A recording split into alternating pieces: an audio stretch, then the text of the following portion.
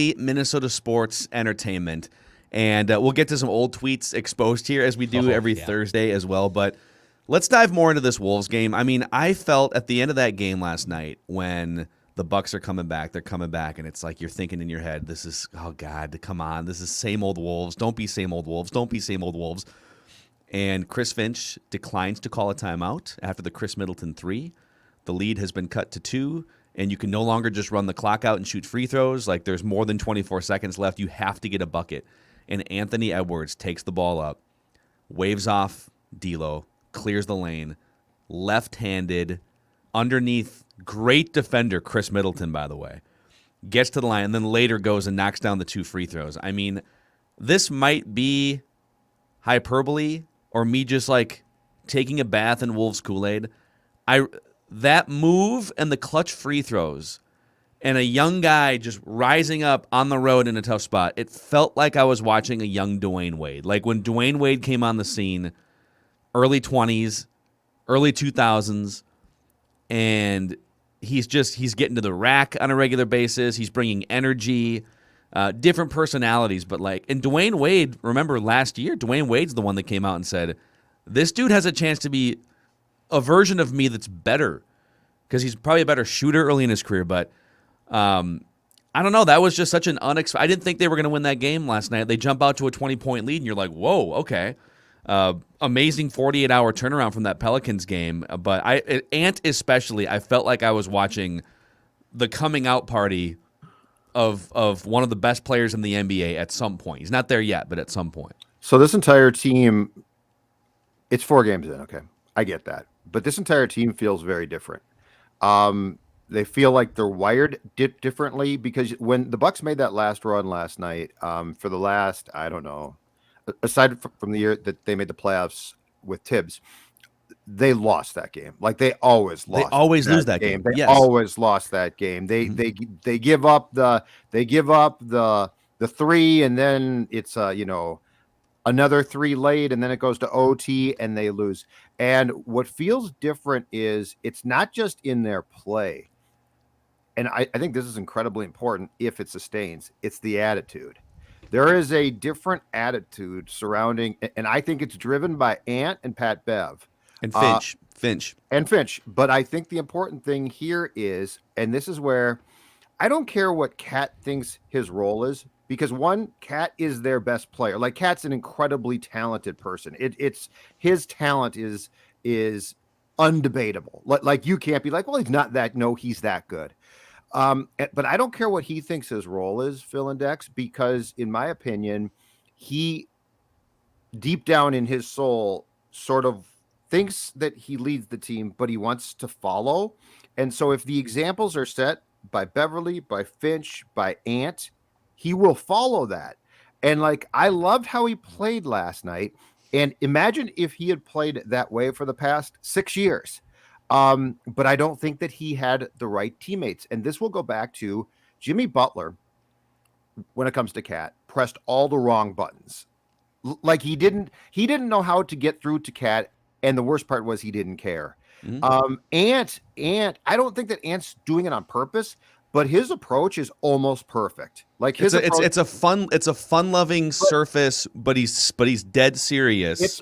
It's also like a come and join me in bleeping them up, and instead of Butler, which is you're a bleep, and I work really hard. Mm-hmm. So it's not just fun though; it's an intensity that's inclusive, and that allows. So I think the trickle down here is huge, because that allows D'Lo, who I think is also very talented, but also really removed emotionally. Like I can't get a feel for him at all.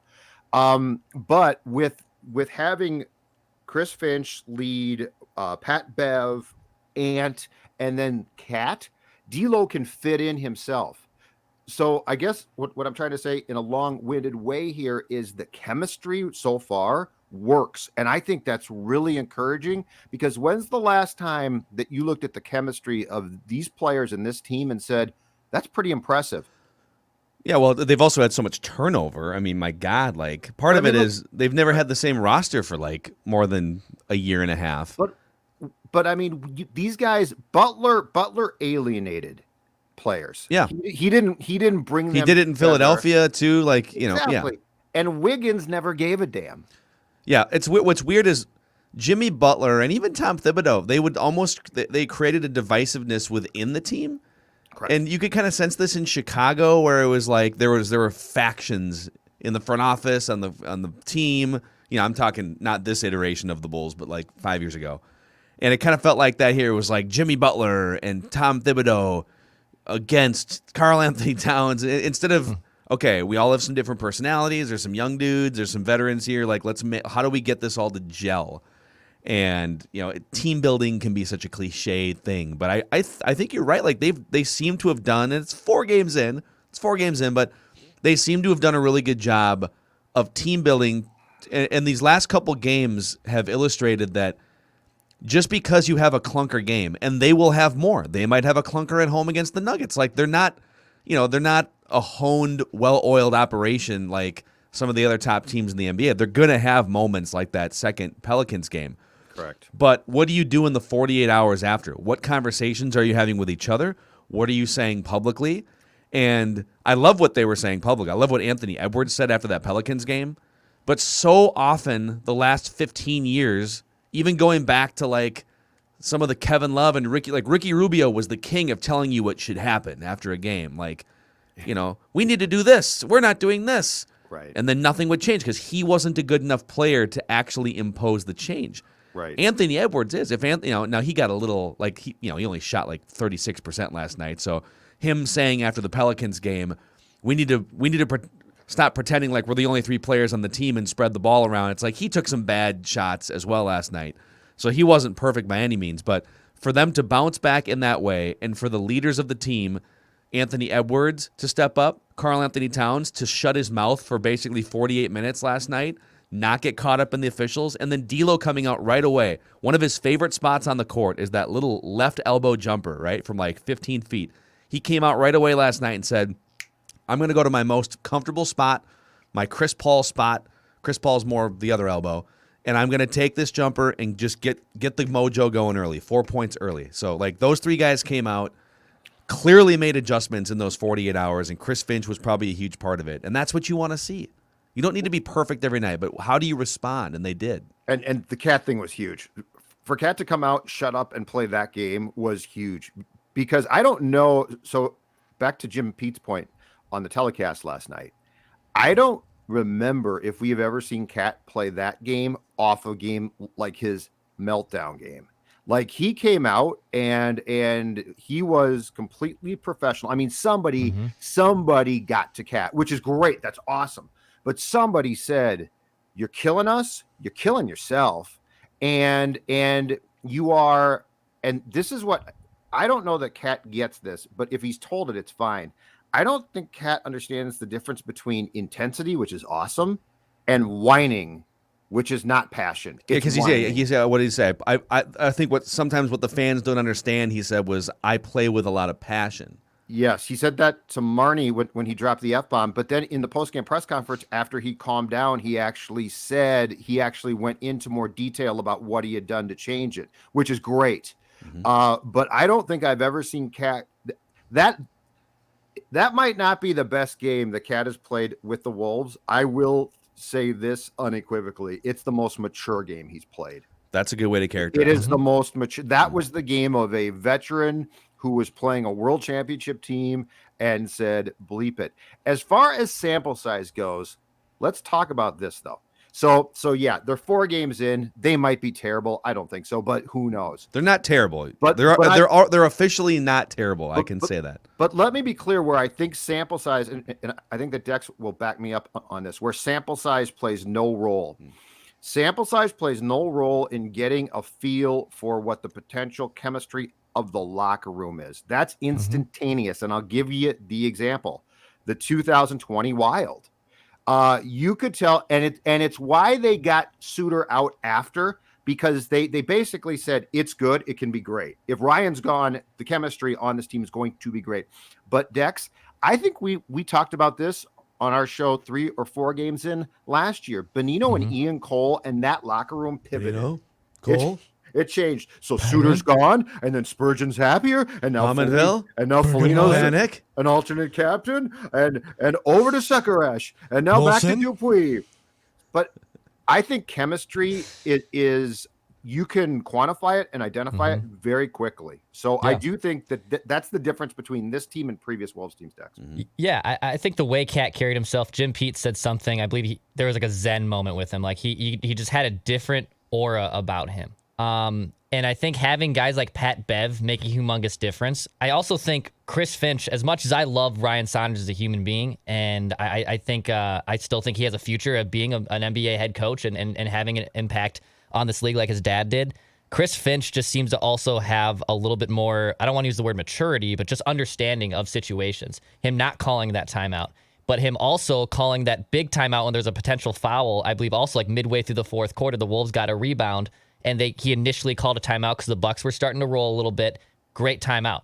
And I think the locker room too with the Wolves, yeah, I think it's a lot better. I loved Jimmy Butler. Actually, I still like Jimmy Butler. I like Jimmy Butler a lot. But he was a bad fit here. The way he went about it was not the best way. And I think I'm curious to see how he would have fit with a different coach too, because Tibbs was never going to come in and be the guy that brought everyone together. Tibbs was also divisive. No, Spoelstra is a bring everyone together kind of a guy in Miami, right?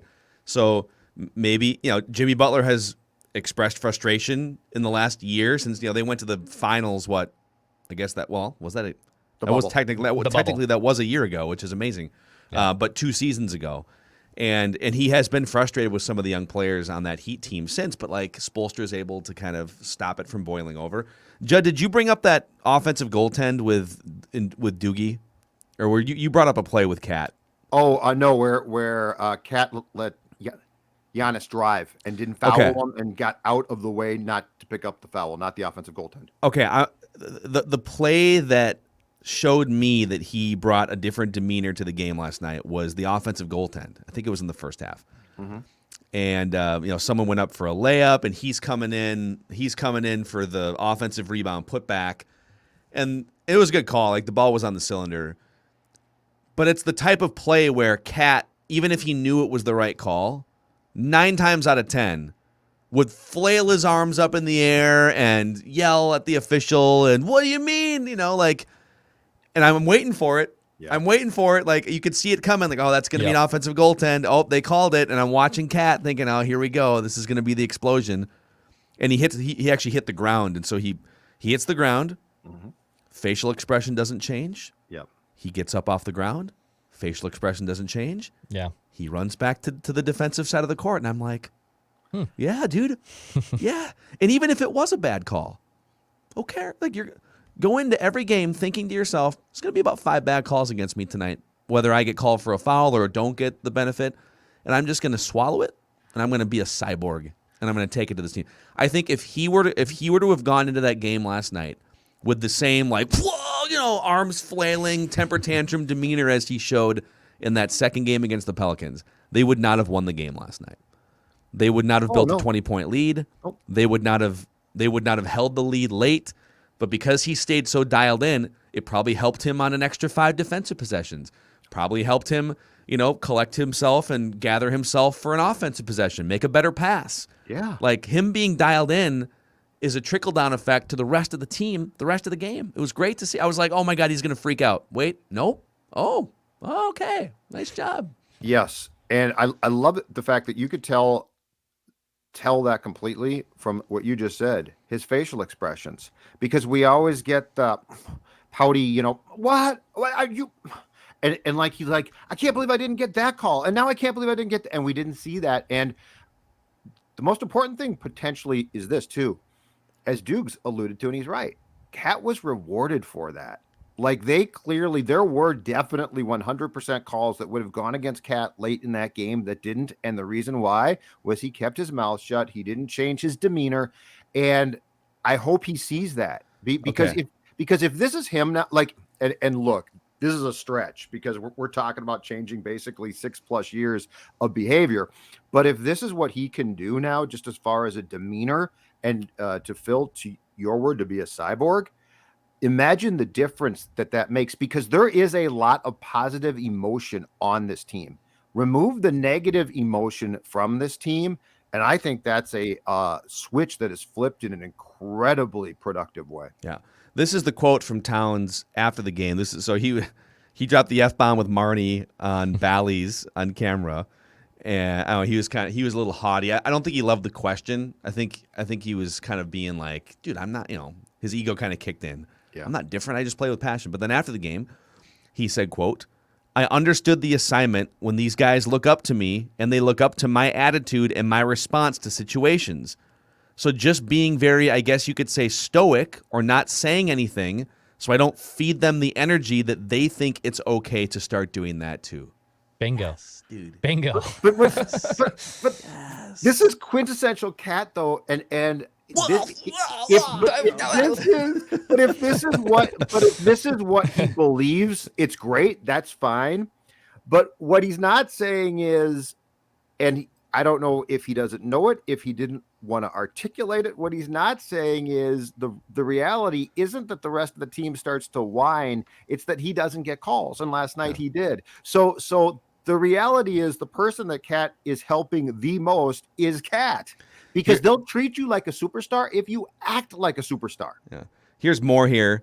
It's something I got to keep up, something I understand now more than ever, that what I do and what I say has a lot of value, so I have to make sure I continue to walk the walk and talk the talk. It's amazing because he's gone through so many things in his personal life. He's still pretty young. Like, I think he's no longer young enough to where you can say, like, oh, it's just Anthony Edwards is 20, and so if he's going to be immature, it's like, oh, he's 20.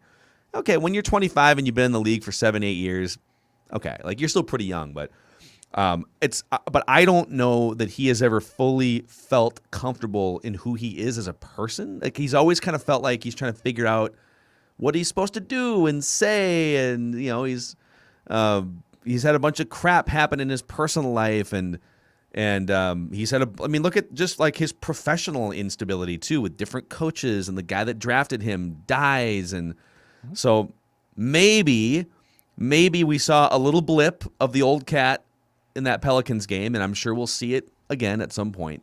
But what he's saying has a lot of self-awareness dripping off of it here, and that's an encouraging sign. But the schedule doesn't stop after 4 games, so no. Get ready for the Nuggets and keep pushing forward. But if that indeed did come from Chris Finch, and Chris Finch pulled him aside and told him, hey, this is what I think. You're a tremendously talented player, but the whining and moaning and complaining does not help you. And Cat listened to it. That is a huge step here. That is an enormous step, because that means that even if there's a possibility, and he probably will, falls back into old habits at times, you now have a person he listens to. These Timberwolves discussions, by the way, presented in part by our friends at Federated Mutual Insurance Company. They're all about risk management, protecting your employees, protecting your bottom line, whether it's fire prevention or anything else that could be a detriment to your business. Federated is here to help with resources, people, and guidance. Federatedinsurance.com. Click on the risk management corner for great resources. And remember, at Federated, it's our business to protect yours. Every Thursday on the show, Declan goes back into the Twitter archives and exposes us for the frauds that we are. Yes. This is old tweets exposed on Mackey and Judd. Okay, so you two have very handcuffing tweets.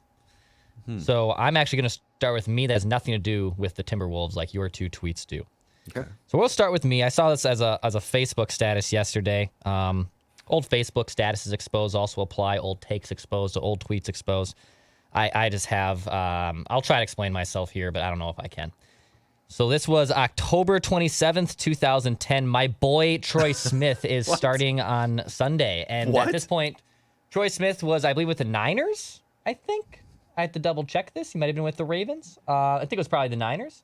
And I, for whatever reason, was all in on Troy Smith. Alex Smith would have been. Yeah.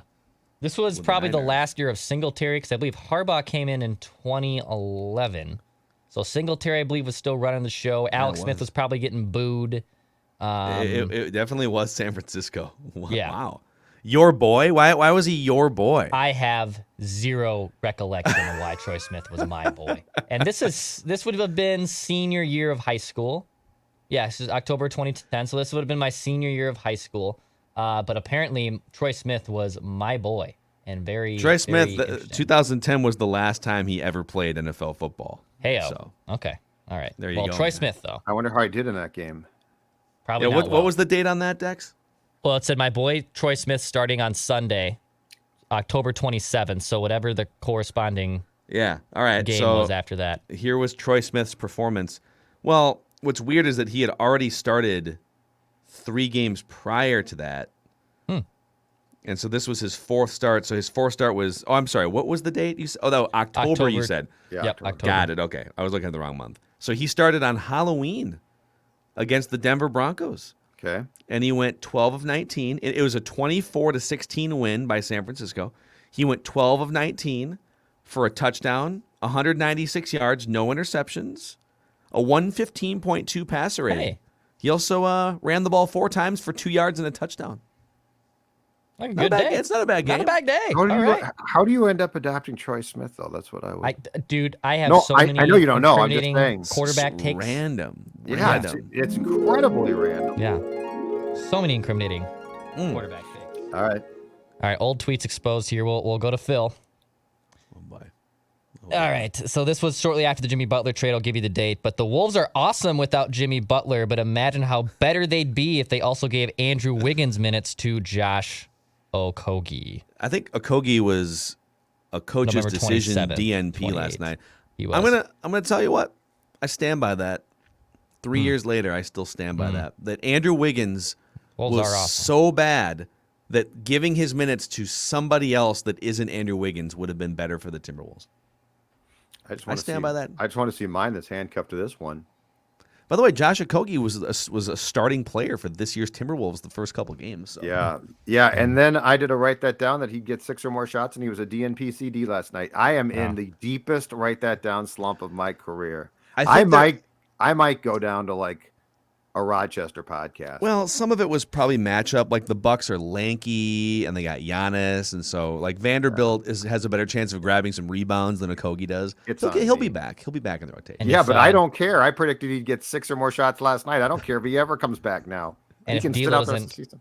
brick the last 3 with 1 second left, I would have hit 30 points for D'Lo, but D'Lo has to brick a free throw with 1 second left. He finishes with 29 points last night. 29 points. Yeah, the Wolves are great, but I care about my write that down average and What an catch from aptitude. Judd, Of too. course you do. What an aptitude.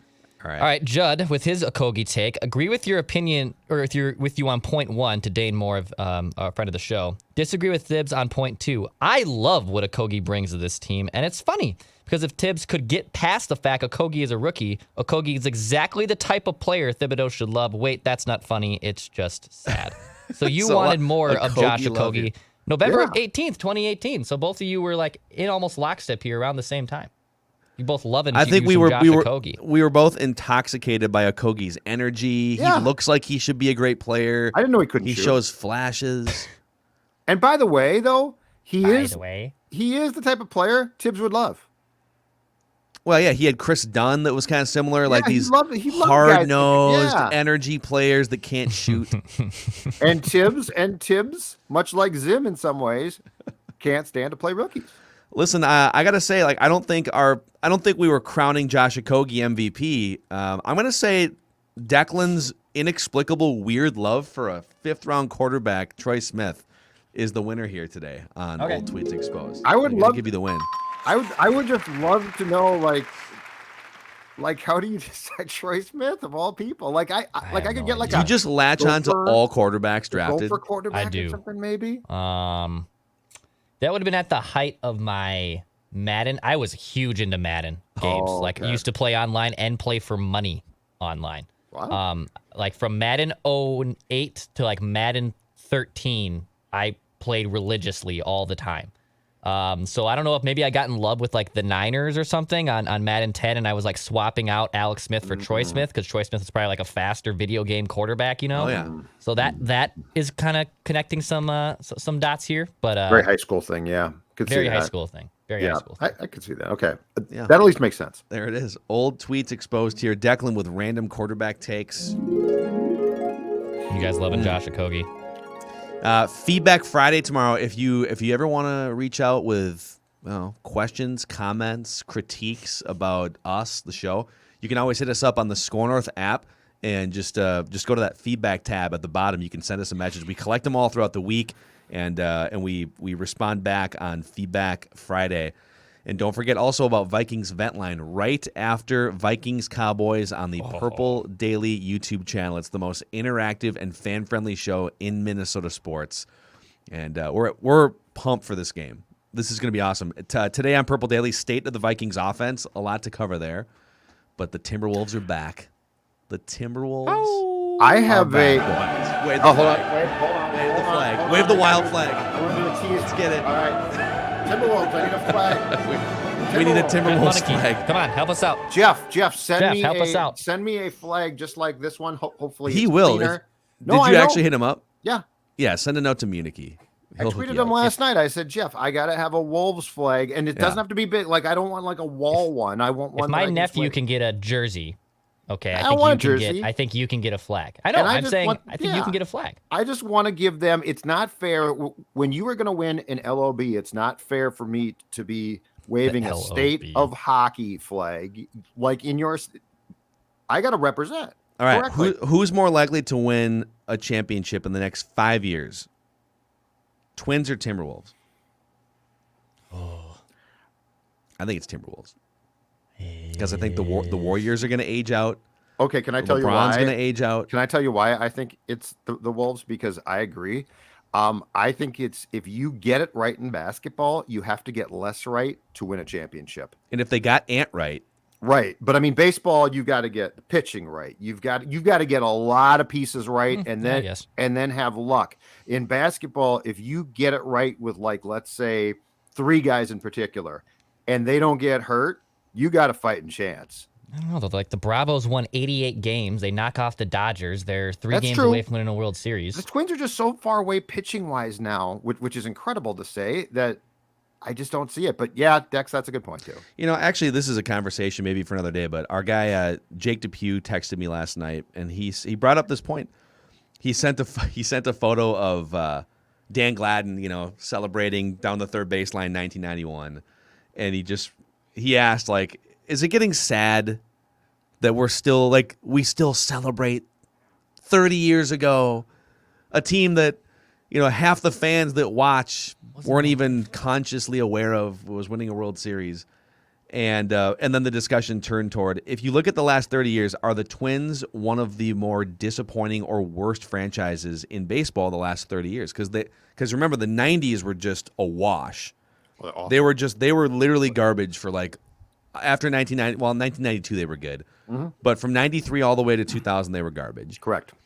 And then when they were good, they won one playoff series. Yeah. And they haven't won a playoff game since 2004. And then they were dark again from like 11 through 16. So basically half the years since 91, they've been one of the worst teams in baseball. And they've won 0 playoff series since 1991. I'm depressed again. They're incredibly disappointing. There's no question about that. Those 2000 teams should have done something. It is. I am far more disappointed in the fact that the teams in the 2000s didn't have playoff success than I am by the fact that starting, I think, coming back from the strike in 94, that those teams just stunk. Like, those teams did stink. It was a brutal period of Twins baseball. But when you look at the success in the regular season of those teams starting in 2002, how do you not win playoff series? How do you not trip into a World Series at some point there? I'm not saying win it. I'm saying just like fall into it. Yeah, I don't need the Twins anymore. I've got the Vikings in my life. I've got Kaprizov in my life. I've got Anthony Edwards and Karl-Anthony Towns in my life. Yeah, I tweeted out the other day, like, Justin Jefferson, Kirill, Anthony Edwards are all allowed at like the cool kid table of the young stars, and no Twins players are allowed yet. So I think Buxton, if you can make room for the crutches, like lean him up against the table, he could go. I think I'm with Dex on this. But where's the T-shirt? Where's the T-shirt? Where are the posters? JJ, maybe we should probably make them. Kirill, probably on us to make them. Yeah, actually. that's a similar one I got. Yeah, exactly. Where are those? Well, I think we should. Question. Well, we should get on that. Hey, I got a tease for State of the Vikings offense on Purple Daily today, sponsored by our friends at Shirley Brewing. I'm going to tell you right now. Here's my tease. I got a player that Kirk Cousins needs to pick on in this game, and you are going to be amazed at who that player is. But I did some deep digging last night in starting my keys research. There is a player that Kirk Cousins needs to go after that I want to broach because it's going to surprise you at first, but then I'm going to tell you exactly why, and I think you're going to say, oh, I get it. Judd's like, Darren Woodson. Yeah. You got to go what you got to do, Deion Sanders is aging. Mervyn Hanks. Yeah. Well, Merton Hanks, pencil neck, man. Pencil neck. Merton Hanks. Greatest neck in the history of sports as far as I'm concerned. Yeah.